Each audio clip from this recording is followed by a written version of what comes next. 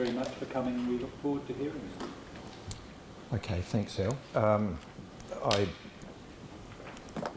must say I have to start out by reminding myself, as much as the audience, that it's been 21 years or so since I was a public servant, and while the 25 years I was a public servant seemed a long time, when I worked my way through it, in retrospect it's a twinkling of an eye. In terms of CBA, I just say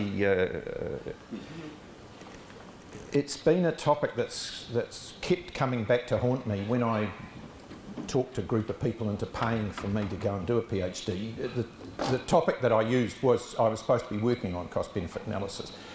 As it happened, when I got to where I was going and started working on it, other more interesting things emerged, and I never quite got around to working on CBA. I did more work on bits of decision theory and so on. And I should say, looking round, and there's still people here eating and drinking, so Al hasn't been altogether all that great with his bounty towards me. I mean, the post-lunch session on the second day. I couldn't think of anyone else who could manage it. So what I'm expecting is the extremes of the distribution in terms of workshop behaviour, which is some people are going to go to sleep and others are going to get restless. So those are the two bits of behaviour I'll be looking for. I'm also assuming, for want of some other hypothesis, that the audience is relatively mixed. I've been unwise enough to take no counsel at all about exactly who's here, but I look around the table and see sort of interesting groups and the great and the good and the sort of New Zealand institutional structure, but mixed in the sense of different backgrounds, different knowledges. And my understanding is that the whole workshop is kind of a shared experience base, so that inevitably drives you towards making sure that the kind of simple things are done well, and of course that suits me, as that's kind of the level I'm the most comfortable with. So I'm going to stick to relatively simple things unless I get difficult questions from the audience, in which case I'll try and be confusing. So if we stand back a wee bit and look at CBA, what do we see? Lots of heat and light.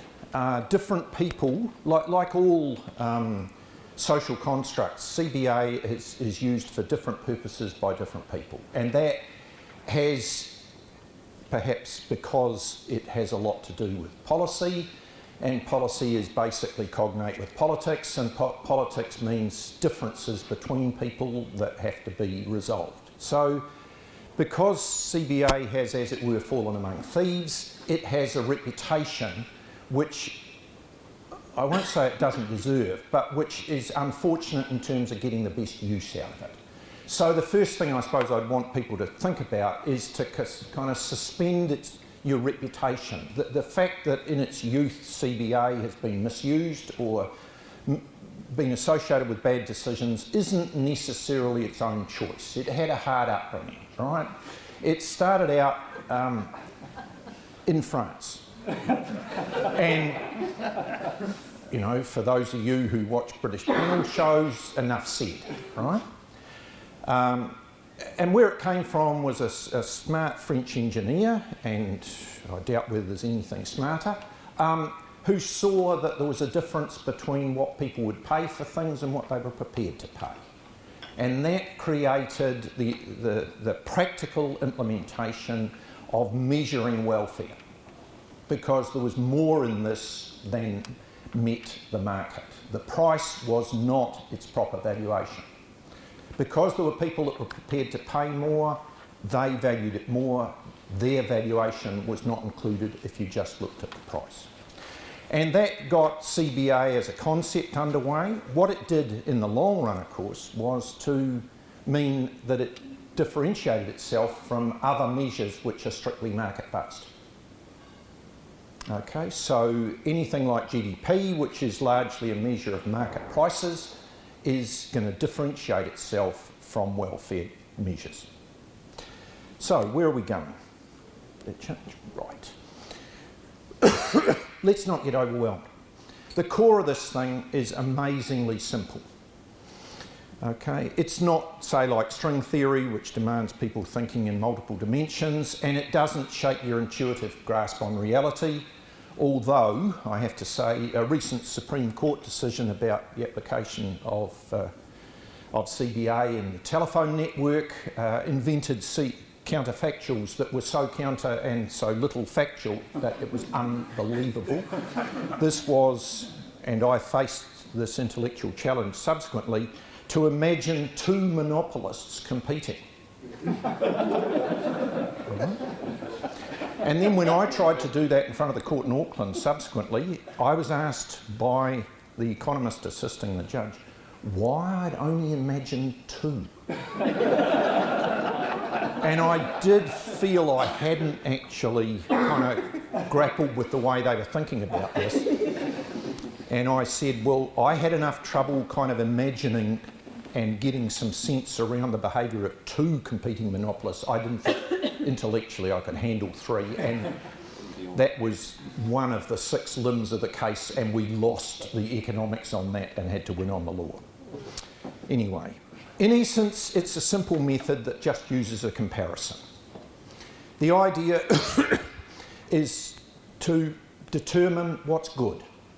A simple problem that has frustrated philosophers and thinkers since at least Aristotle, if not before, probably before. Plato probably thought about it before Aristotle. And so we have a problem here. What is the meaning of good? And we'll come back to that in a moment. The fun comes when you seek to apply this thing. As I said, it was started with French engineers. The linear descent to us comes via American legislation of the 30s, down through largely to do with engineering projects, a lot to do with water. The American funding of the interventions to stop river flooding, starting in the Tennessee Valley and moving on to other places by the Corps of Engineers, put in place via that legislation a test which was essentially a cost-benefit test. And in the way of these things, that created a new profession, just as the Employment Contracts Act created the profession of personal grievances.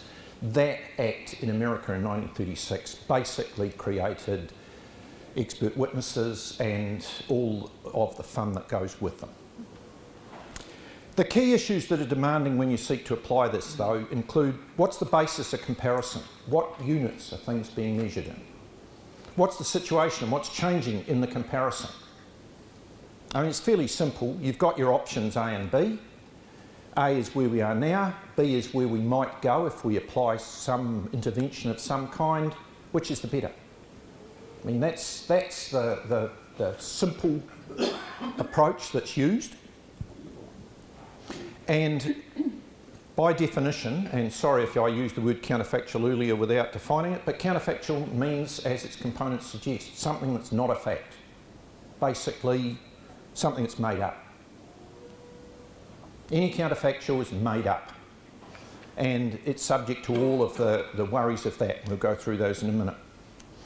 Other technical matters I'll come back to, but I'm not going to address, let alone solve, here any of the really tough matters. I mean, as soon as you try and do practically a cost-benefit analysis that purports to be about what's in the welfare gains or losses of any kind of intervention, as soon as it's the least bit complicated, matters like risk, allowing for distributional impacts, or the fact that people's tastes will change, become really difficult. So, moving along, before though we dive right into the topic, I want to be just a little bit philosophical rather than pragmatic. And in my contention, economics as a discipline's made only one major conceptual contribution to the wider world of learning, which is opportunity cost. And I'll come back in a moment and talk about opportunity cost because it is a very widespread and important concept, and it's at the heart of cost-benefit analysis. I mean, others may dispute what economics has contributed. I mean, it was one single page of Malthus that gave, first of all, Darwin, and then, whatever it was, 5 years later, Russell, the insight into how evolution worked. So that might be a contribution from economics. And modern biology, of course, is really all built around game theory, to which at least half of the contribution, all the donkey work involved in writing the book, was done by an economist. The flashes of insight, of course, were made by a brilliant Hungarian in about 20 minutes, but I mean the rest of it was put together. The 400-page book was written by an economist. Thanks, Oscar. So what we're looking at here is a dichotomous choice model, A or B. And in the ponderous way of theorists everywhere, we can have a flash of insight. What's A? We can take this broad concept of good and turn it into an index, something we can put some numbers on. And then we can assess each of these options in terms of the good score, and hey, the one with the highest number might be better than the one with the lowest number, provided we've got the scoring working well. Right? So that's what cost benefit is about. It's about doing that scoring job. That's all it is. It's not complicated mathematics, it's limited to adding and subtracting. And as I said before, opportunity cost. Opportunity cost basically means that if you commit to one course of action, you are giving up other courses of action. Every action has a neglected opportunity. So what CBA does is assume that we can, excuse me, use market prices as those opportunity costs. And why would we think like that? Because market prices represent the rate of exchange between other things that you could have done with those resources. I mean, as long as the markets are reasonably well defined and the intervention you're going to use is not going to change prices, and we'll come back to that in a minute, then market prices are reasonable ways of adding stuff up because they represent things you could have otherwise done with the resources. Now, I've hidden a whole lot of wild assumptions and all of the things that are interesting in the real world in assuming that the prices don't change, assuming that markets are well defined, but that's all just kind of footnotey stuff, right? No, it's not actually. When you get to it, the counterfactuals have all of these problems, right? There's estimation per se. Just guessing what things would otherwise be like is a non-trivial task. Even with all the good work that's been done in statistics and mathematical ways of making up numbers that have gone on throughout the 20th century mostly, but a wee bit before that, estimation is still a long way from being a well-established science. And in particular, as soon as you get into doing an estimation, how good it is the question you want to know. Where is it? And I'm going to leave some of that because Dieter's just told me he's going to talk about that in his presentation, so I'll leave him to talk about that stuff. Secondly, I want to talk a wee bit about elasticities. Elasticities are a great concept. Basically, they're how things change when you tweak them. That's all an elasticity is. It just represents a simplification of the responsiveness of a system to a change in its preconditions. Now, estimating those is, again, non-trivial. It's second-order estimation, and being able to know what they are is crucial to be able to work out how your two A and B differ. Then there's Goodhart's law. There are physicists who say that economists were only, invented to make weather forecasters look good, and Goodhart was the guy that explained why that was so. Goodhart's law basically says that any well-established empirical relationship will break down when used as the basis for policy. In other words, if people collectively are behaving in a certain way when the incentives are along certain lines, you change the incentives, they change their behaviour. It's basically a smart-ass way of talking about people gaming the system or just adjusting. But it's nice because it was based, Goodhart was the guy at the Bank of England who was trying to implement Mrs Thatcher's monetary policy and found that it looked good in theory, but in practice, every time you did something with it, it was really difficult to understand what was going on because all the market traders were ahead of you. Then you've got dynamics per se. The rest of the world does not stay constant when you make changes. As soon as you start to think about the real world, and we say it all the time in social circumstances, stuff is changing. People's attitudes are changing. Tastes are changing. Institutions are changing. So bringing that into account means that if you assume A is where we are now, well, where we are now is going to be different next week, next month, next year. How much of that do you take into account, and how does that change the difference with the counterfactual? Quite massively. And then you get the stuff, and I understand from my colleague, I didn't come and hear him speak, I hear a lot of that in the office, so I thought I'd leave it until but he did give me a brief, and he told me he was going to speak a bit about CGE. CGE, computable general equilibrium, is a way of taking account of the changes that occur within a system in the small adjustments that every part of it makes, some of which may add up, some of which may net out. But where they add up, they can be significant. And CGE is a complicated and data demanding way of dealing with it. So overall, what do we get? Well, what we get is a whole series of problems that have to be grappled with by any pragmatist going about doing a CBA. And then on top of that, we need some information. The issues that we're trying to deal with are typically located in time and space, so they'll be somewhere, and you'll need to have, as background, a whole lot of data related to the situations you're trying to compare. You'll need a lot of background about the setting and the implications, because working out the way the counterfactual works typically is restricted and driven by the setting.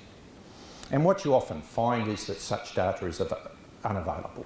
Nobody's thought of it, or if they did, it was last measured in 1948 or in the previous census or something of that kind, so it's dating or dated.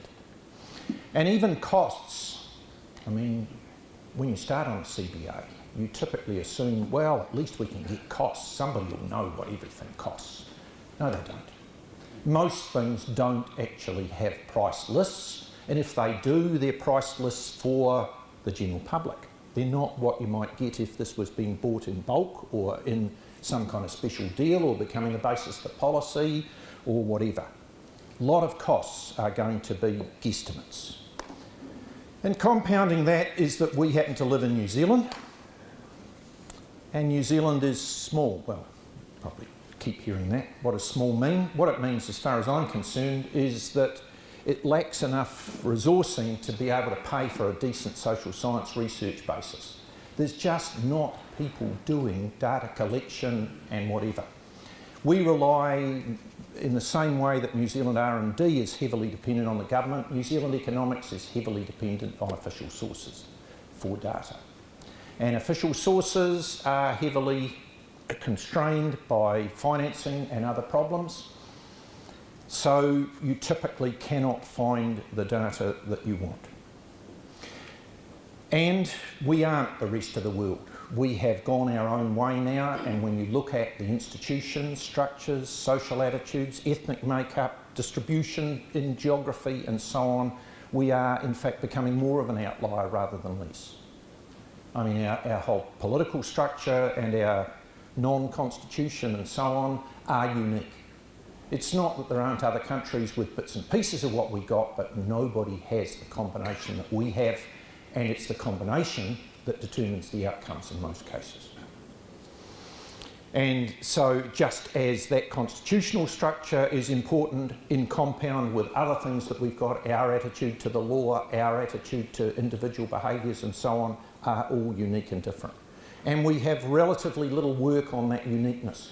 You'd think that if we were going to be sponsoring research here that was strategic and highly valued, it would focus a lot on this kind of social background that makes politics and policies work, but as yet, no. And there are many key parameters not agreed. We haven't got any work that I know that has tried, for instance, to put some kind of social value on law and order. Yet there are interventions, all kinds of issues going on there.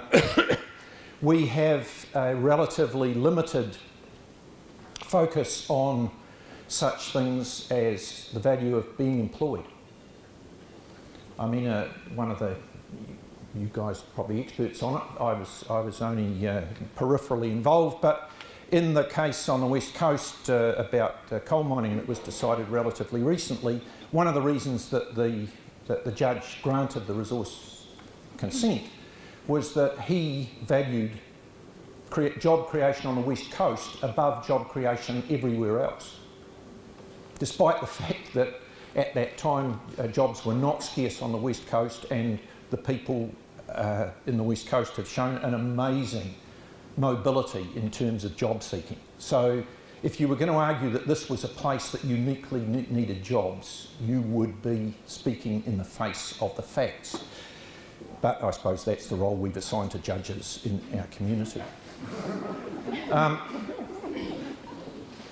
So what you're going to face when you do a CBA is you'll often, and a public CBA is going to be a lot more likely to do this than anything that looks more like a business case, because the issues that you're likely to be trading off here are going to be issues that typically don't appear in a marketplace anywhere.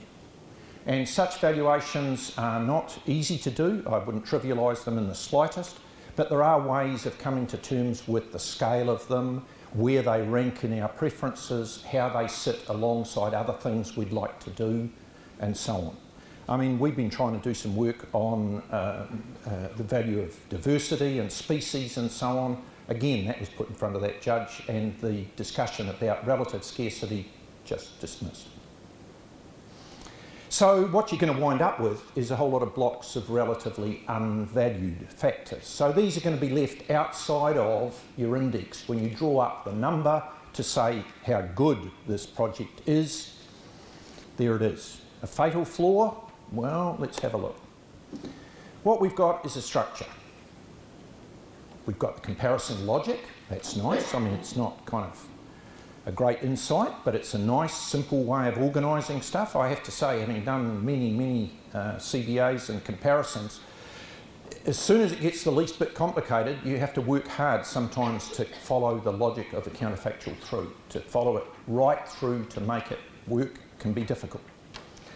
We can organise what's known. We can make sure that we've at least acknowledged all of the issues that need to be considered.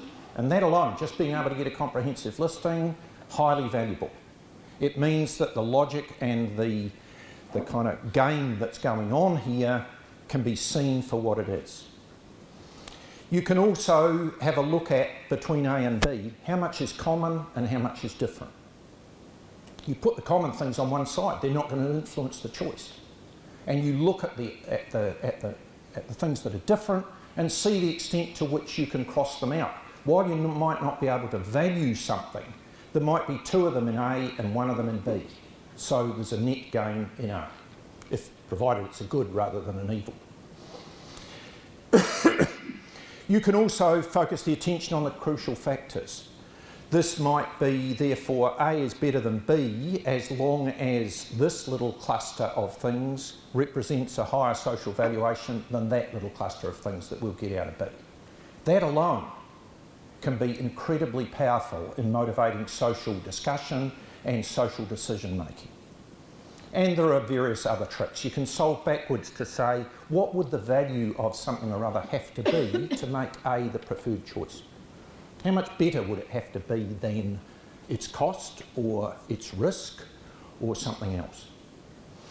There's a lot of games that can be played, and sophisticated operators can play those games extremely well. There are a number of them around. We've been doing CBAs in this country for longer than I can remember. They were a technique that was in the public sector in the late 50s in New Zealand, so they've been around even longer than I have.